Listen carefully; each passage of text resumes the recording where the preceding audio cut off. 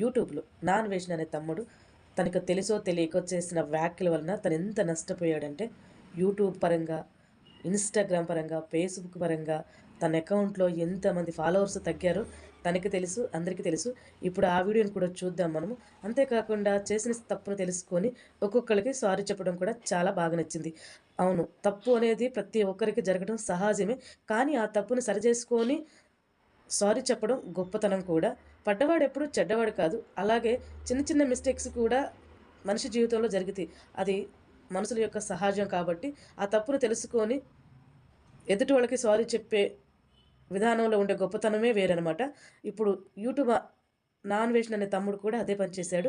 నాకైతే చాలా బాగా నచ్చిందనమాట. నిజానికి ఆయన చేసిన వ్యాఖ్యల వల్ల చాలా నష్టపోయే ఉంటాడు. చాలామంది ఫాలోవర్స్ తగ్గారు. యూట్యూబ్లో, ఇన్స్టాగ్రామ్లో, ఫేస్బుక్లో తనకి అకౌంట్లు కూడా చాలామంది బ్లాక్ చేసినట్టు కూడా మనకు కనిపిస్తుంది.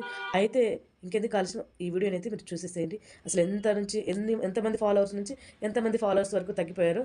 అట్లాగే ఇక ఒక వ్యక్తికి అయితే సారీ చెప్పాడు, అది కూడా చూసేసేయండి.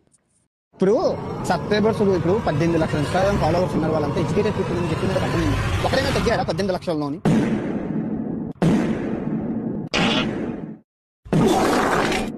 A few moments later. మన శివాజీ గారు నా అభిమానత, నాకు ఈ విషయం తెలియదు, వినండి.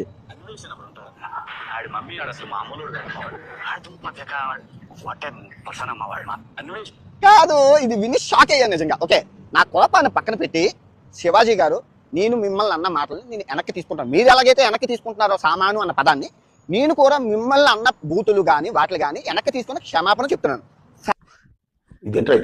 అరే నీ అబ్బా